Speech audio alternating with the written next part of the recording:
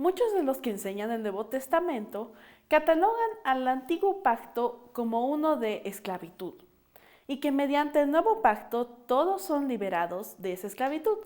Su texto base es lo que escribió Pablo en Gálatas 4:21 al 5:1. ¿Por qué sucede esto? ¿Acaso Pablo se desvió un poco? ¿O es que, como casi siempre pasa, algo estamos malentendiendo u omitiendo? Prepárate, porque a partir de esta lección estudiaremos algunos pasajes que parecieran funcionar como un ataque negativo hacia el Antiguo Pacto. Mi nombre es Aiko Ayala y te invito a que te quedes para que juntos analicemos esta situación aquí en Lección GP.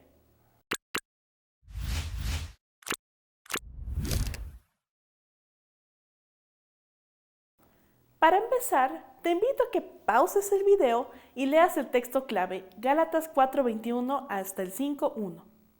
En esta ocasión, Pablo trata de mostrar su entendimiento acerca de los dos pactos, mediante una serie de contrastes que veremos a continuación. En esta ocasión, vemos que Pablo utiliza de símbolos a los hijos de Agar y Sara, ambos engendrados por Abraham, para proceder a la comparación. El primero representa el antiguo pacto y el segundo al nuevo pacto, como describe el versículo 22.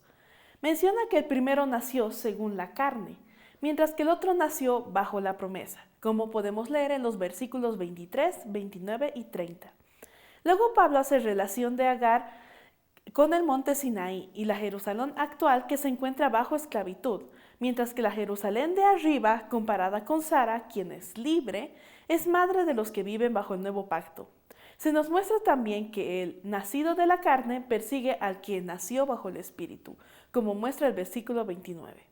Haciendo también referencia a cómo los judíos perseguían a los cristianos en ese entonces.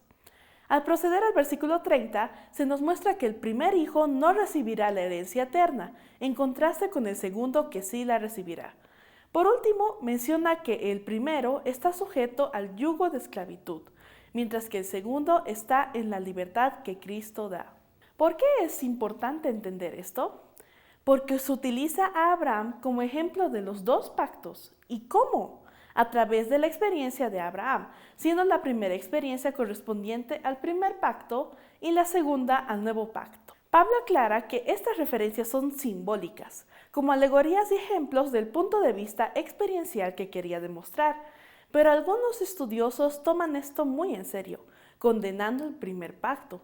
Pero si esto fuera así, entonces el primer pacto no tendría sentido. Liberar al pueblo de Israel de la esclavitud de Egipto para ponerlos en una esclavitud religiosa basada en leyes y condenaciones, eso no suena como algo que Dios realmente haría.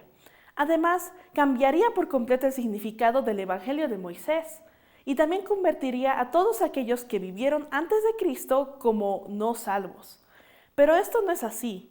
Como vimos anteriormente, ambos pactos comparten el mismo ADN, el mismo llamado y la misma promesa.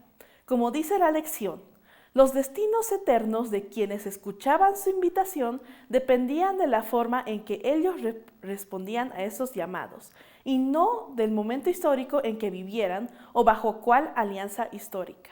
La esclavitud del legalismo que se muestra en el pasaje de esta semana no es solo algo del antiguo pacto, sino que también es algo que puede que estemos viviendo hoy, tratando de cumplir cada regla a cabalidad, que termina en un pensamiento de ¿estaré siendo lo suficientemente bueno como para satisfacer a Dios?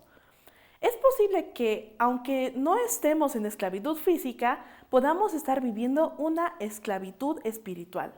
Y esto no solo nos crea una fantasía de autorrealización, sino también que nos aleja del verdadero mensaje y del verdadero liberador del pecado. Jesús, incluso antes de venir a la tierra, ya había definido la religión verdadera, comprometiéndose a liberarnos del pecado. Y cuando vino acá, tomó como suya la proclamación mesiánica de pregonar libertad a los cautivos y poner en libertad a los oprimidos. Pero la libertad que él pregona contiene algo especial. Cuando nos hacemos libres mediante él, más desearemos estar apegados a él. Como dice Pablo en Romanos 6:18. Libertados del pecado, viniste a ser siervos de la justicia. Elena G. de White menciona en Patriarcas y Profetas, el capítulo 22, lo siguiente. La misma ley que fue grabada en tablas de piedra es escrita por el Espíritu Santo sobre las tablas del corazón. En lugar de tratar de establecer nuestra propia justicia, aceptamos la justicia de Cristo. Mediante la gracia de Cristo viviremos obedeciendo a la ley de Dios escrita en nuestro corazón. Al poseer el Espíritu de Cristo, andaremos como Él anduvo. El apóstol Pablo presenta claramente la relación que existe entre la fe y la ley bajo el nuevo pacto. Dice, justificados pues por la fe, tenemos paz para con Dios por medio de nuestro Señor Jesucristo.